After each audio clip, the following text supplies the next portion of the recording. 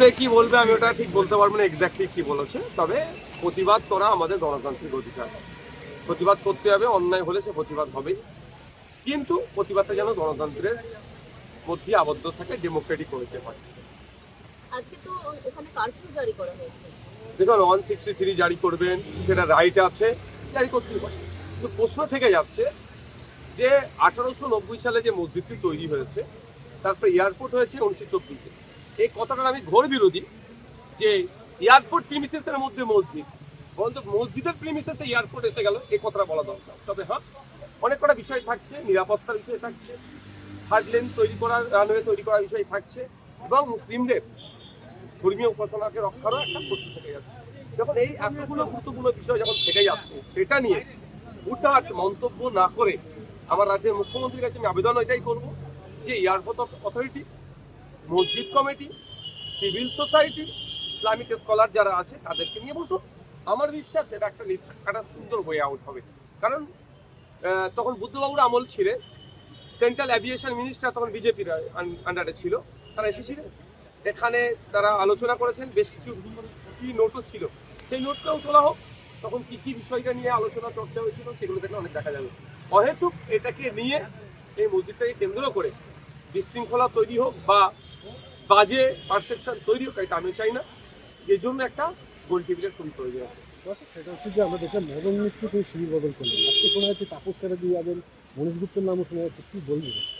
দেখুন, তৃণমূল যে পাপগুলো করেছে, অবশ্যই মমতা ব্যানার্জিকে একটা বড় অংশ পাপ নিতেই হবে মাথায়, কারণ তিনি দলের সর্বোচ্চ নেত্রী ছিলেন, তার আমলে অন্যায়গুলো হচ্ছিল, তিনি মুখ বুঝে সহ্য করেছেন, এই পাপের ফলগুলো এগুলো হচ্ছে। যারাই যাচ্ছে তারাই দেখছি অভিষেক বন্দ্যোপাধ্যায়ের জন্য দল থাকছে, বা অভিষেক বন্দ্যোপাধ্যায়ের জন্য শিবির বদলাচ্ছে বলছে, অভিষেক বন্দ্যোপাধ্যায়কে তোপ যাচ্ছে। দেখুন, কিছুতে একটা বলে পাবলিককে বোকা বানিয়ে দিতে হবে। এতদিন অভিষেক বাবু এবি এবি করে লাপালাপি করছিলেন, এখন কি হলো? এখন অভিষেক বাবু বলুন বা মমতা ব্যানার্জি বলুন বা তৃণমূল কংগ্রেসের যে থেকে যে মধু পাওয়ার, সেটা নাই, মধুর হাড়ি শেষ হয়ে গেছে। এখন অন্য কোনো শিবিরের নাম লিখাতে হবে মধু খাওয়ার জন্য। শুধুমাত্র কি শিবির বদল, নাকি এর পিছনে রাজনৈতিক চাপ বা ইউপিসিবিআই এর ডাক সব কিছু রয়েছে? দেখুন, এগুলো তো থেকেই যাচ্ছে, কেউ কিছু অন্যায় করে বসে আছে বা আগামী দিনে কারোর যে লক্ষ্য আছে সেগুলো হয়তো পূরণ করবে, ব্যক্তি স্বার্থ চরিতার্থের জন্য এই কাজগুলো করছে। তবে এতটুকু বলবো, যারাই শিবির বদলাচ্ছে তারা তাদের লোকাল এলাকায় যাচ্ছে না কেন? যারা ভোট দিয়ে নির্বাচিত করেছেন তারাও একটু তাদেরকে দেখতে চাইছে, যাচ্ছে না কেন? আচ্ছা, তাহারিয়া ট্রাস্ট বিভিন্ন এনজিওতে একাধিক র্যাডারে এসে যাচ্ছে, রেড হয়েছে গতকাল, বলা হচ্ছে যে বিদেশি টাকা এখানে আসছে এবং সেখানে সেখানে বেশ বিদ্রোহী কাজকর্ম চলছে, একাধিক এরকম অভিযোগ উঠে আসছে। দেখুন, স্পষ্ট ভাষায় আমি বলতে চাই, আমি যার ভোট, আমার ভোট দিন, আমি যার আমার দাদু স্বাধীনতা সংগ্রামী ছিল, দেশকে স্বাধীন করার জন্য লড়াই করেছে, আমি সেই রক্ত আমার গায়ে বলছে। দেশের মধ্যে থেকে দেশবিরোধী কর্মকাণ্ড কেউ করলে তার কোনো ছাড় নেই, কিন্তু দুর্ভাগ্যে ইতিপূর্বে অনেক ধরনের অভিযোগ অনেক জায়গায় এসেছে, শুধু মিডিয়া ট্রায়াল চলেছে, বাস্তবে দেখেছি নীল। এক্ষেত্রেও তাহেরিয়া ফাউন্ডেশন বলুন কি সংস্থা বলছেন, যে কেউ যদি এফসিআর এর মধ্যে টাকা নিয়ে আসে তাদের কোনো অপরাধ করেনি।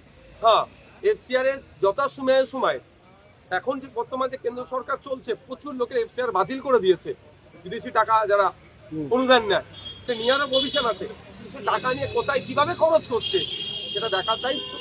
তদন্ত যদি অন্যায় করে থাকে একটাও না ছাড় পায়, তবে হ্যাঁ, আমার অনুরোধ এটাই, উইদিন 6 মান্থ তদন্ত প্রক্রিয়া শেষ হোক।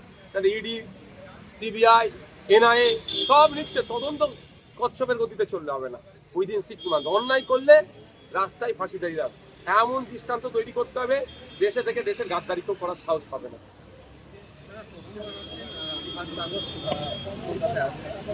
কি করবো তার জন্য? আমি কি করবো তার জন্য? শোনো, একটা কথা বলি, বিজেপি তার প্রমিসগুলো যেগুলো করেছে ফেলিওর, উন্নয়নের ডাঙ্গা বাজাচ্ছে ফেলিওর, 3 মাসে সেরকম ভাবে কিছু করাতে পারেনি। ফলে এই উন্নয়নের ডাঙ্গা বাজাতে গেলেই এমন এমন কথা বলো, তখন দিলীপ বাবুকে দিয়ে বলাবে, তো তখন সুমিত বাবু সেটাতে আবার মলম লাগাবে, এই করে মুসলিমদের বিরুদ্ধে 4টে গরম গরম কথা বলো, এটাকে উন্নয়ন বলে চালাবে। তসলিমা নাসরিনকে ওই জন্যই নিয়ে আসা হচ্ছে।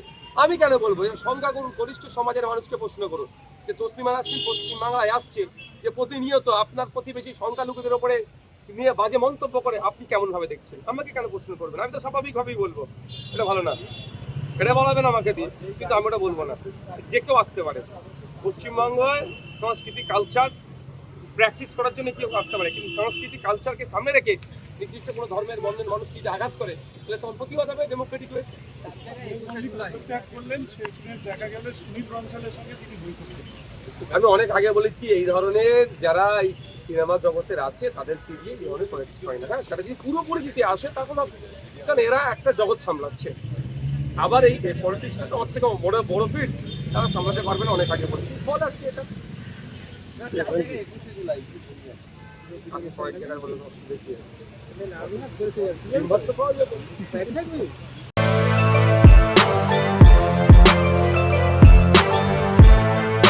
এখন অনেক বড় শ্রী লেদার্স হাওড়া ময়দান।